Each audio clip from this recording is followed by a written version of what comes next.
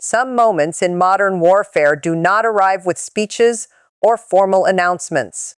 They arrive silently, hidden inside radar screens, flight paths, and emergency calls that suddenly light up command centers across continents.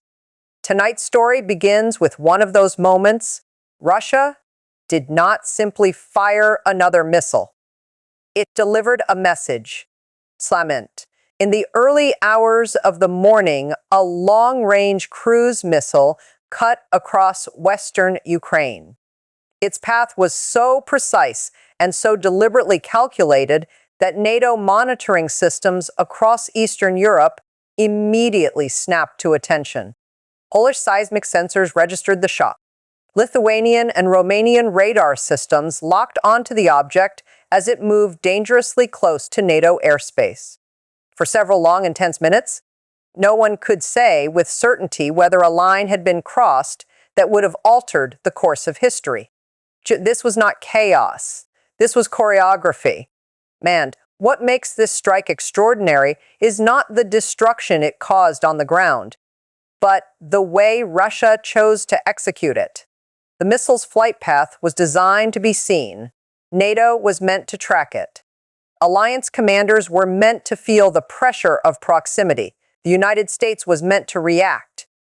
And once again, Ukraine's war was pulled into a far wider and more dangerous frame. Inside European military headquarters, secure hotlines came alive. Commanders compared live radar feeds. Intelligence officers reviewed satellite imagery in real time. When the analysis settled, one conclusion became unavoidable. Moscow knew exactly how close it was pushing. This was not a battlefield decision. It was a strategic signal. Blinded American officials, speaking with an urgency not heard in months, acknowledged what this moment truly meant. Russia was no longer just testing Ukraine's defenses. It was probing NATO's resolve. It was asking a dangerous question. How close can we get before the West flinches? No. And for the first time since the early phase of the war, Washington responded without hesitation. This strike, U.S. officials said, constituted a direct threat. Those two words carry enormous weight in diplomatic language. Once they entered the conversation, everything changed. When a war becomes a direct threat, it stops being distant.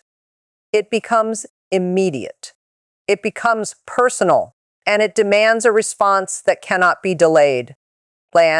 This was the moment the war knocked on NATO's door. To understand why Washington reacted, you have to look beyond the explosion itself and focus on the target Russia selected, and just as importantly, where it chose to strike. The missile hit a logistics hub in western Ukraine, far from the grinding front lines in the east. This was not a matter of battlefield necessity. This facility mattered because it managed the flow of Western weapons, ammunition, and equipment entering Ukraine from Europe. It was part of the war's circulatory system, not its muscle. By targeting it, Russia was not trying to seize territory. It was trying to cut a lifeline, and by striking so close to NATO borders, Moscow transformed that lifeline into a pressure point for the entire West. The message was layered and intentional. Ukraine's supply chain is exposed, and NATO's proximity makes it uneasy. Inside the White House Situation Room, this distinction carried enormous weight. Intelligence briefings quickly aligned around the same assessment. Russia was no longer acting defensively or reacting to events. It was shaping the psychological battlefield. The missile was built for precision, but the operation itself was designed for intimidation. This was escalation through implication. MEDUS analysts identified another detail that triggered serious concern. This marked the first time Russia had used this specific class of long-range cruise missile in western Ukraine. These weapons are not abundant, they are costly, they are difficult to replace under heavy sanctions. Moscow does not deploy them casually. That raised an uncomfortable question. Why spend such a valuable and limited asset on a target offering only limited tactical gain? Junts, the answer once again pointed to NATO. Land this strike forced alliance radar systems to track a Russian missile in real time. It forced commanders to consider. It forced political leaders to confront how thin the margin for error had become. Russia was daring the West to either respond or accept a new reality where Russian missiles routinely fly just short of NATO airspace. That is why American officials stopped speaking in hypotheticals. They described the strike as deliberate, calculated, and probing. And that is why Ukraine's leadership immediately understood that silence or restraint would be interpreted as weakness. Then President Zelensky's response that night was not defiance for the sake of rhetoric. It was strategic. He framed Ukraine as the barrier holding the war back from Europe, warning that tolerating this behavior would only invite something worse. This was no longer only about defending Ukraine's sovereignty. It was about whether the rules that have kept Europe from sliding into a wider war still applied. Once that framing took hold, the conversation in Washington shifted rapidly. The question was no longer whether to respond. It was how far. For nearly 2 years, the United States had walked a narrow and carefully measured path. Support Ukraine, yes. Arm Ukraine, yes. But always with limits intended to prevent the war from spilling beyond its current borders. Range restrictions, targeting constraints, quiet warnings delivered behind closed doors. That delicate balance rested on one core assumption, that Russia would also respect certain boundaries. This strike shattered that assumption. Lined inside the Pentagon, the atmosphere turned unusually quiet. Senior officers with decades of experience studying Russian military doctrine reached the same conclusion. The missile's route was not selected for efficiency. It was chosen for visibility. NATO radars were meant to detect it. Alliance commanders were meant to follow it in real time. Moscow wanted the West to feel just how close the edge had become. That realization changed the calculations. Band satellite imagery later revealed how narrow the margin truly was. A slight deviation in the missile's final turn could have pushed it into Polish airspace. Intelligence analysts concluded that the Kremlin was no longer just pressuring Ukraine. It was testing the entire Western security framework. Washington did not wait for prolonged debate. Within minutes, phones rang across European capitals. Urgent diplomatic cables were sent to London, Berlin, Paris, and Brussels. The language was strikingly direct. This was intentional. Could not be ignored. Publicly, the Secretary of State issued a condemnation that departed from the cautious wording of previous months. Privately, the real shift occurred far from cameras. Military planners, intelligence chiefs, and senior advisors began outlining responses that only weeks earlier had been considered politically untouchable. The first option was accelerating the delivery of long-range weapons. Systems delayed out of fear of escalation were suddenly back on the table. If Russia was willing to fly missiles near NATO borders, the argument went, then Ukraine needed the ability to push back from distance. The second option went even further, authorizing Ukraine to strike military targets inside Russian territory using Western-supplied weapons. For months, this had been treated as a hard red line.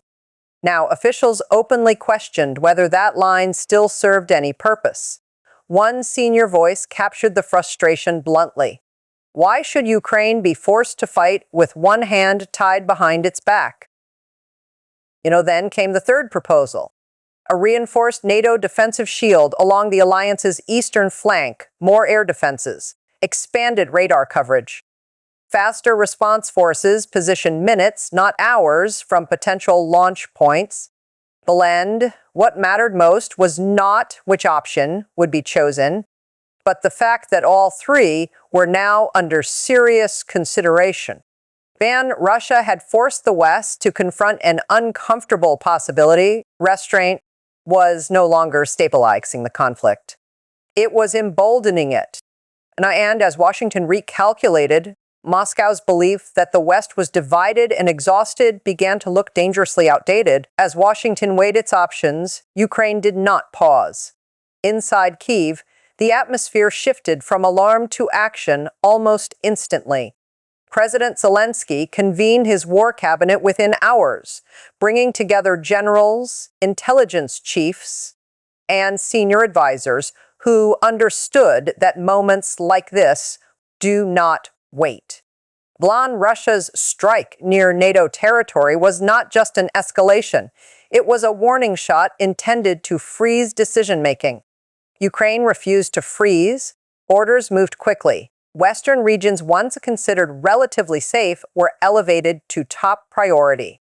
Radar networks were reinforced. Mobile air defense units were repositioned. Contingency plans were activated in case Russia attempted another long-range strike or a coordinated follow-up designed to overwhelm defenses.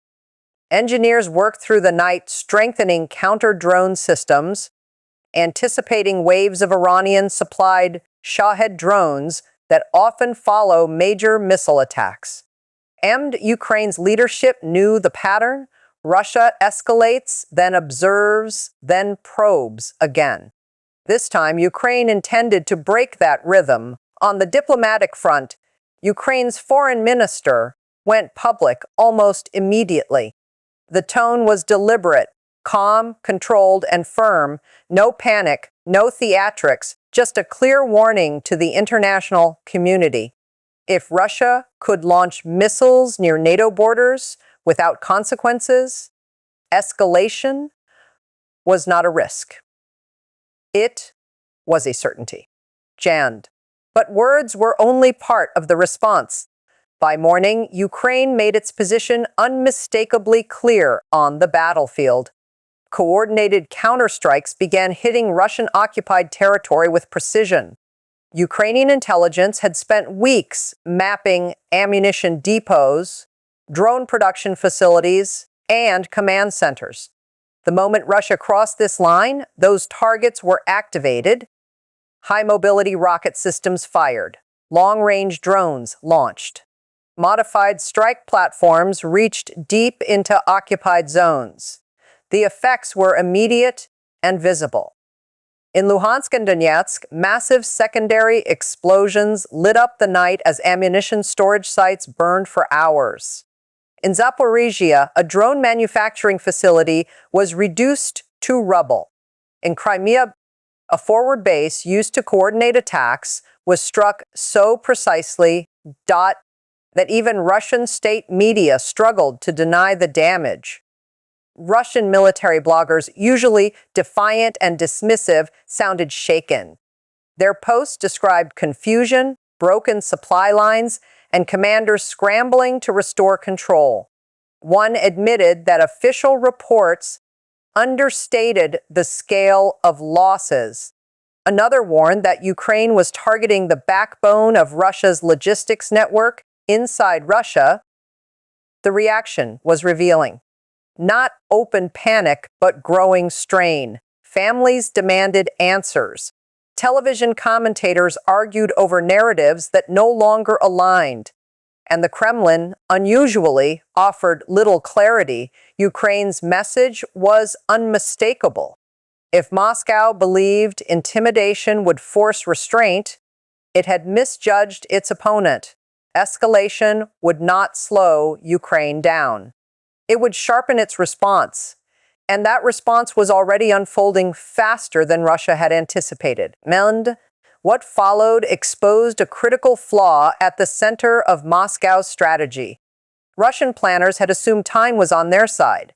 They expected hesitation, prolonged debate, carefully worded statements. Instead, they encountered speed, and that speed caught the Kremlin off balance. LNG intercepted communications, later reviewed by Western intelligence, revealed frustration inside Russia's military command. Senior officers were stunned by how quickly Ukraine struck back and how decisively Washington shifted its tone. One message described events moving faster than command structures could manage. Another complained that the West had responded before Russia could shape the political narrative. That detail matters. For much of this war, Moscow has relied as heavily on information control as on military force. Delay creates space. Confusion creates leverage. This time, neither appeared publicly. Russian officials returned to familiar tactics, denial mixed with defiance. Spokespersons suggested the missile strike near NATO borders had been misinterpreted, accidental, or provoked by Ukrainian air defenses. But the contradictions were obvious. The confidence that once anchored those claims was missing. Dan state-controlled media struggled to maintain coherence. Primetime programs attempted to downplay the escalation, framing it as necessity or Western provocation. Yet the messaging lacked discipline. Talking points shifted mid-broadcast. Hosts contradicted each other. Viewers noticed. Online, the cracks widened further. Russian forums, usually tightly managed, filled with uneasy questions. Loyal audiences sensed something was wrong. The rushed explanations did not match the scale of the response unfolding around them. The Kremlin's silence only deepened the unease. Behind the scenes, a more troubling reality emerged. Western intelligence assessments indicated that Russia's stockpile of high-precision missiles was shrinking fast. Months of sustained strikes had drained supplies that sanctions made difficult to replace. The missile used in this near-NATO strike came from a limited inventory, each unit costing millions and requiring components Russia struggled to source. Selby DMDM? That raised a question Moscow could not easily answer. Why spend such a scarce weapon on a target with limited tactical value? Military analysts in Europe and the United States offered a blunt interpretation. This was not confidence. It was pressure. Moscow wanted to project strength, but in doing so, it revealed strain. Splana, President Putin ordered forces onto heightened alert, a phrase meant to signal readiness. Intelligence insiders, however, described the move as largely symbolic. Supply lines were stretched. Troops were exhausted. Equipment shortages were harder to hide. For the first time in weeks, something unfamiliar surfaced inside Moscow's inner circle. Doubt. And as that doubt appeared, momentum began to shift. The center of gravity moved to Brussels. The emergency NATO session carried weight from the moment delegations arrived. Armored vehicles surrounded headquarters. Military advisors whispered updates as intelligence briefings arrived in real time. Everyone understood this was not only about Ukraine. It was about credibility. The Secretary General opened with a stark assessment. Russia's strike had crossed a line, not just geographically, but in principle. Allowing such actions to go unanswered would normalize a level of risk Europe had spent decades trying to avoid. Jammed debate followed, but not division. Despite political differences, a shared conclusion emerged. Restraint in the face of this escalation would not preserve peace. It would invite more provocation. NATO approved a coordinated response, measured but unmistakable. First came air defense. Eastern flank nations requested immediate reinforcement, and it was approved without delay.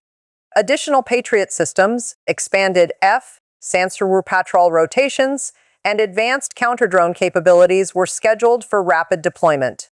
The message was clear. NATO airspace would not be tested again without consequence. Second was surveillance.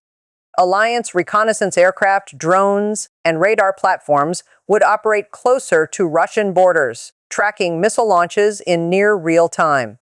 This was not about escalation, it was about eliminating ambiguity. Third came Ukraine. Weapon deliveries, slowed by political caution, were accelerated. Long-range systems, air defense equipment, and strike capabilities moved to fast-track status. Transport routes across Europe were coordinated for speed, not symbolism. Then came sanctions. Not broad statements, but targeted pressure on Russia's military-industrial base, missile production facilities, electronic supply chains, foreign intermediaries components. For the first time, NATO worked closely with partners beyond Europe to close loopholes Moscow had exploited. Washington pushed harder. American diplomats argued that half measures would only delay the next crisis if Russia believed the alliance lacked unity. That belief had to be dismantled now. Ukraine reinforced its case behind closed doors. President Zelensky spoke directly to European leaders, repeating a simple message. Kyiv was not asking for foreign troops. It was asking for the ability to stop attacks before they reached NATO's doorstep. Banged. After this strike, that argument landed differently. Concerns about escalation that once limited Ukraine's reach were fading. Officials increasingly accepted that deterrence required capability, not caution. By the time the meeting ended, one truth was clear. Russia had not fractured the alliance, it had hardened it, and the strategic environment Moscow thought it controlled was slipping away. Planned by the time the emergency sessions concluded and the final cables were sent, and the consequences of Russia's strike could no longer be ignored. This moment was not defined by rubble or casualty numbers. It was defined by momentum. Russia had aimed to intimidate. Instead, it clarified the stakes. What altered the direction of this war was not the physical damage near NATO's border, but the psychological rupture inside the Kremlin's own strategy. Moscow believed escalation created leverage. That proximity would slow Western decisions and fracture unity. This time, the opposite occurred. Bond the West. The West moved faster. Ukraine responded with precision. Washington recalibrated openly. NATO closed ranks with unusual speed. The narrative Moscow relied on of a divided and hesitant alliance collapsed under real-time events. For the first time in weeks, Russia was no longer setting the tempo. It was reacting to it. Western intelligence assessments reached a sobering conclusion. Russia's ability to escalate militarily was narrowing even as its rhetoric grew louder. Missile reserves were strained. Sanctions cut deeper into production chains. And the assumption that fear would restrain Ukraine and its allies proved false. The strike meant to warn ended up drawing a line. That line now carried consequences. Ukraine, backed by accelerated Western support, was no longer limited to absorbing blows.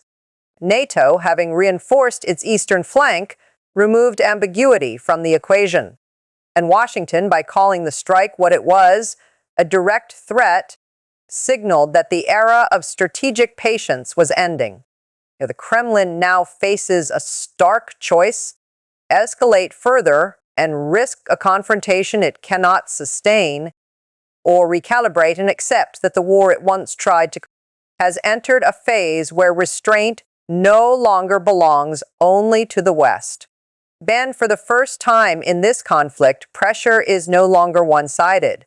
The balance has shifted, and whatever comes next will be met not with hesitation, but with preparation. Before you go, consider what this moment truly represents. This was not just another strike.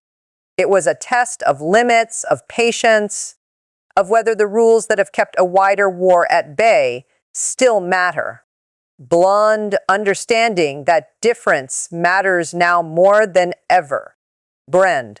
If this analysis helped you see beyond the headlines and understand the forces shaping what comes next, support this work by liking the video and sharing it with someone who wants more than surface-level answers. And if you want clear fact-based breakdowns of the world's most consequential developments, subscribe to the channel, because what happens next will not unfold slowly and context will matter